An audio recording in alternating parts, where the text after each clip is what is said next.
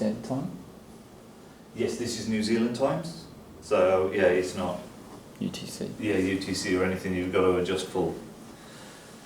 Expiry date. That's when you want the push notification to no longer be in effect on the app. So it could be 24 hours, 12 hours, whatever you want. Onset date is used for if the onset of the event is different. So if we're saying there's a tsunami, it's pretty imminent, move, you put onset, that's in now. If it's 15 hours time or something like that, for example the Met Service will use this for their weather events, they can say onset time is tomorrow. So, but the one with most important for us is the effective date. So you have to put an effective date and time, as in now or in the immediate future. So the effective date determines when the message is broadcast. Yes. The expiry date determines when it clears from your list of alerts, and Yes. the onset Is the time at which the event will occur. So the message will still go out, but it will say tsunami like at this time, or will it hold the message? The onset I don't think has any impact on the send. Yeah, okay.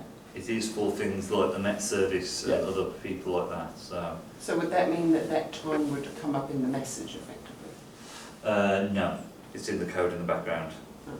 So if we leave that blank, it won't have any impact on sending? It shouldn't have any. Or So if you want, expiring I'll leave it blank now to test it. Yeah. If you're happy. I'm all ready to go. If you, with the expiry date, if you wanted to kind of just leave it open,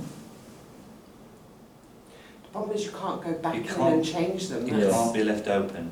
And that's another thing with a push notification, like Naomi says, you can't change it. yeah. So what happens if you inadvertently forgot to put in an expiry date? Let's be real here, could happen. If you notice, Will it not send or? it automatically puts one in Okay, at the time. midnight the following day, or Yeah. midnight that day. No, it's So- 2 days on, one 2 Saturday. days is the default. Yeah, So you won't need to worry. Okay, that's pretty good. yeah, like you'd almost say, don't bother. Mm. So that's pretty much realistic, isn't it? You're not going to really want to drag it out any more than that, and pretty much it's push notification. People only read you when it hits their phone, they don't Yeah. go scrolling for old things. Yeah. So the effective date, when you click on the field, it just comes up with a little calendar and then the time. So we're going to go for today. What time is it? 8:36. We've done 8 p.m. Don't. Maybe now.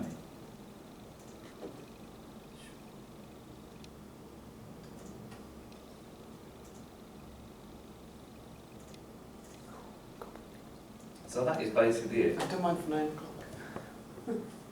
Now, I'll send this out in a sec, but for some reason they've decided to, you know, when you fill in the form, normally at the bottom it says done or save or whatever. For some reason you've got to go back up to the top. You then click next.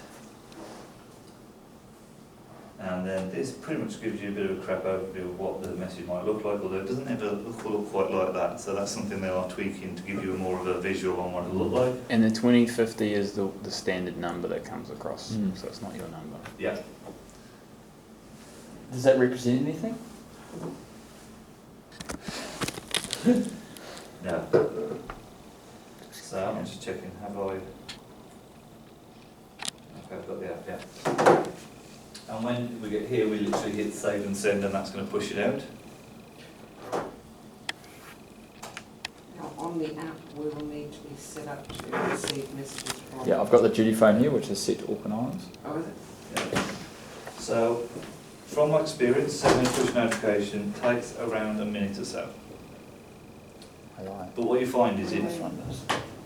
it hits all devices pretty much at the same time. Unlike a text message, which if there's lots of them and they're filtered by the service providers, they're just one after another after another. So in about a minute's time, we'll be looking to get that.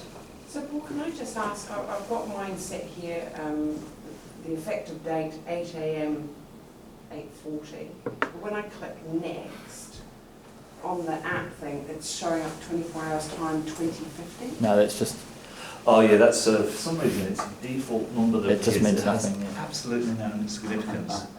So it has been raised with them that this is occurring, it's just a bit of a random one. If I send it, will it crash your one? I haven't seen one. Leave it a sec and we'll just do this one.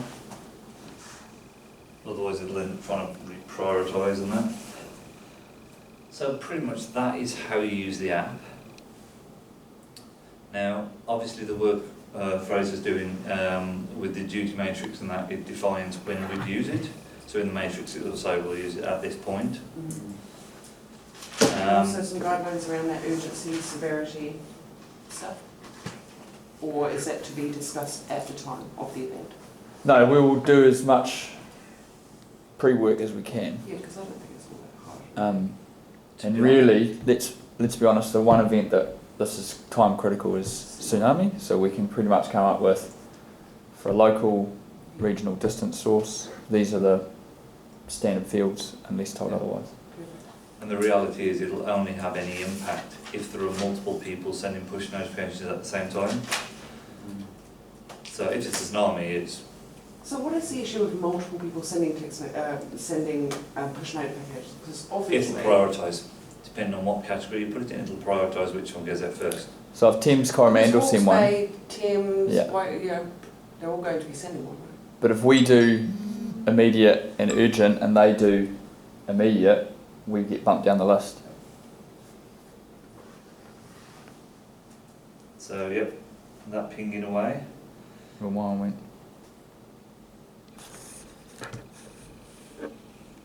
You get yours come through further?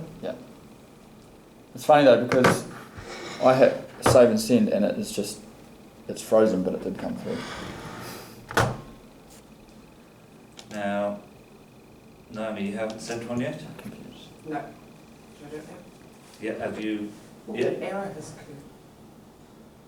Track JS court unable to get Porty 0 undefined or null reference. I was guarantee on you to do this.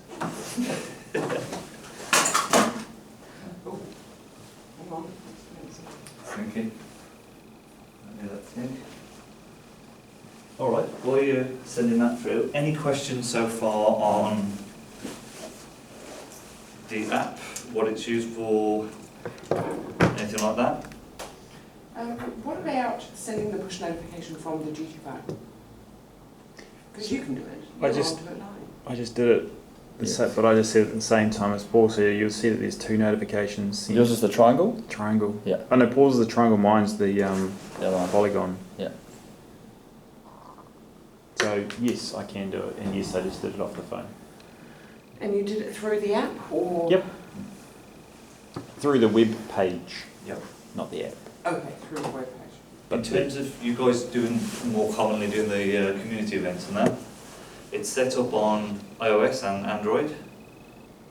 They haven't done the app for Microsoft. Basically, it's not cost effective to do apps for that. The amount of time and effort and all the work that goes in the background. So pretty much it's dying a death anyway. Everyone's on Apple or Android. The apps are slightly different on each one just to do the functionality, and it's only minor little features, but generally they work the same. So for some reason we haven't got the app, the push notifications come through. It does Were say you that- monitoring Auckland Island prior to it being sent? Southern Auckland Island New Zealand.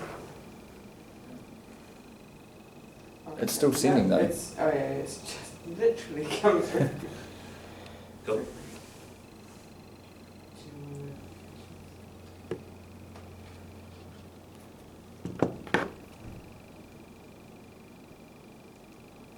Like I said, because the whole focus around the app is that it's going to be a CAP originator. There is constant work ongoing, changing some of the fields and the way they're set out and the way they're laid out, and that is because the actual structure of the CAP feed is still undecided in New Zealand. But as soon as it does go live, the Red Cross app is probably going to be the first system in the country that is CAP compliant and will operate. Immediately it won't have much effect because there's only a couple of systems out there that are working with us to make sure they pick it up. But in the near future we're likely to have Facebook, Google, and those will automatically pick it up. And also Whisper, the system used by Auckland, It's also used by a lot of the people who use WebAOC in Australia and that, and other things will be able to pick that up. And also EMIS, the alerting functionality on that is being developed by Whisper. So that's a system that will actually recognise this message as being authenticated and push it on. So that's the idea behind that, but yeah, I know it's not relevant